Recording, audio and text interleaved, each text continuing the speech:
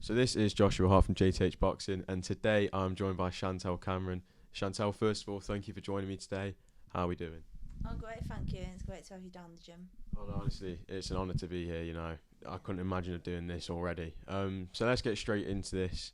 You've got the biggest fight of your career coming up in just under 2 months' time. Katie Taylor in Dublin. It doesn't get much bigger than this. What was your initial reaction when the fight actually got announced? I'm sure it was a very nervy few days and even weeks since Amanda Serrano pulled out, and you got there straight away and said, I'll take the fight. She then said she'll take you. What was that whole period like of waiting for the fight to get announced? Yeah, obviously when Amanda Serrano pulled out, I definitely didn't think that I'd be the one jumping in. So the fact that Katie Taylor went on Instagram and called me out, it was my opportunity to jump straight on it and make sure that all the moves were quick as they could be before there was any like anything that stopped the fight from happening. So for me, it was like, look, let's get this signed, sealed, and delivered as soon as possible. Then that way, there's nothing that can impact this fight from going ahead. So I just jumped straight on it. And talking to Jamie, he said, despite the fact this fight's only just been made, you've always had one eye on Katie Taylor. You've your whole career's been almost working towards her. To get this fight now, normally I'd ask a question saying, where would you like to see yourself this time next year? Yeah. And like, what fights would you want? But I don't think there's any bigger fights than this. So preparing for the fight, what's the motivation? What's pushing you on for this?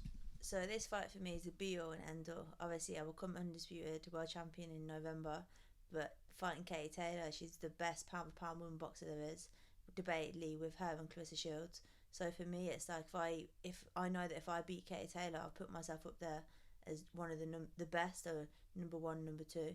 So yeah, for me, this is the be all end all because I know that I beat Katie Taylor, I become a star.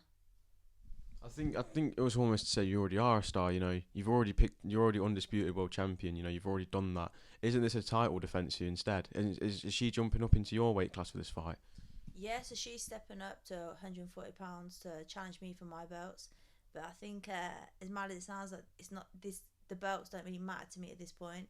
It's more just the name that I'm beating, the name and the legend that Katie is, and it's career defining. If I can retire from my boxing career saying I beat Katie Taylor, the best woman boxer there's been, and everything she's done for women's boxing, and she's basically the queen of boxing. Like she's the golden girl, and for me to say that I took her out and I was the first woman to beat her, and yeah, for me that's bigger than anything. That's bigger than becoming an undisputed world champion.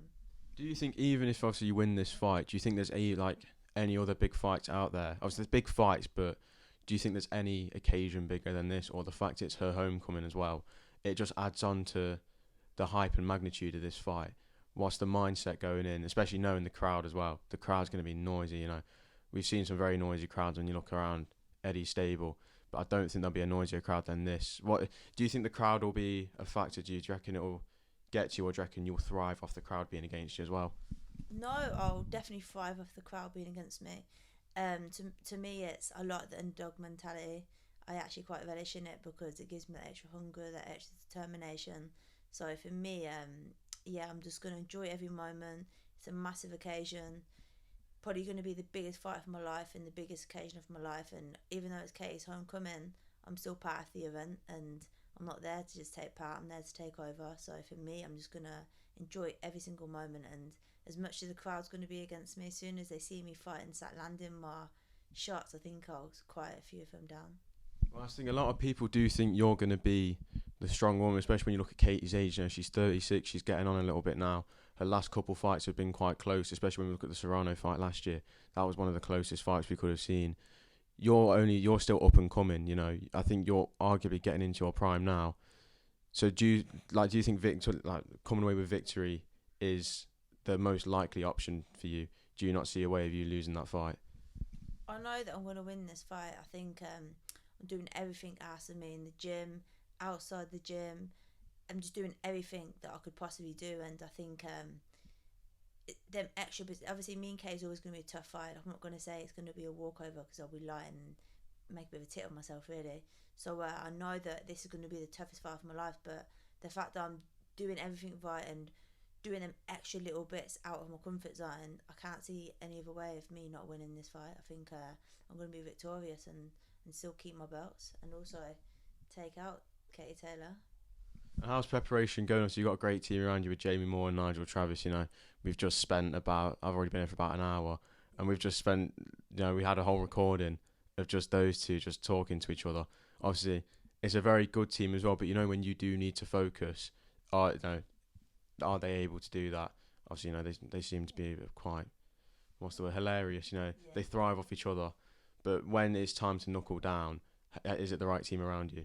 Without a doubt, yeah. This is why the team's so good for me because it's always laugh and jokes in the gym, but it's also we get to work as well. Like I'm not training till this afternoon, so I'll come in the gym, having a bit of a laugh and joke, and then later on I'll come back to do my sparring. But Jamie and Nigel, they know how to work every single one of us in this gym. They know we're all different people, all different personalities, and that's why we're all quite a close unit as well because we all kind of gel together. And yeah, Jamie and Nigel, like people think, oh, they're just jokers, always messing about, but they do. They get very serious. Like Jamie will have me around his house watching Katie Taylor, going through tactics. They literally live and breathe it as well. And yes, it does get very serious, especially when we're training and we're doing pads and that. Like you have a laugh and joke, but then it'll switch to right work now. And if you are slacking, you get a kick up the ass and be like, right, pull your finger out now. Obviously, the other day you were out in Dublin for the press conference. What was all that like? Obviously, first time coming face to face with Katie Taylor. How was all that for you? Yeah, it was great, and me and Jamie had a laugh out there as well. Like we had a day out over there. For, like obviously, was doing all the press conference, a load of interviews and that, but we were just chilled, relaxed, and cool, calm, collected like always. But great day and just part of the job really. Not really press conference ain't really my favourite thing to do, but it's part of the job and got it done, ticked off, and put that one to bed now and get cracking with the training. And is there a rematch clause in place if you win? Obviously, you're the underdog. If you do pull off this upset, which I think is very likely, by the way, is there a rematch clause in place? For me, there isn't no, which is a bit of a bummer, but it's what it is. At the end of the day, I'm going in there to win anyway, so I don't need a rematch clause.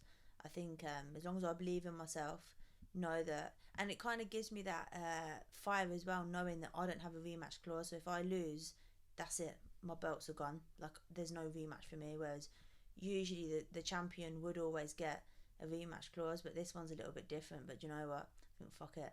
It is what it is, and I'm gonna go in there to do my job and just go in there with a winning mentality and I know that I've got everything to lose as well, so I have to win. It's not no ifs and buts or whatever. It's one of them where it's like I've got to win because if I don't, then that's it. That really is my biggest night gone out the window. Whereas if I beat Katie, then I think the fun really begins then. I think I'll be looked after a lot better as well. Chantelle, thank you for your time today. Best of luck on May 20th. And yeah, Thank thank you you. so much. Thanks as well. Thank you. Thank you.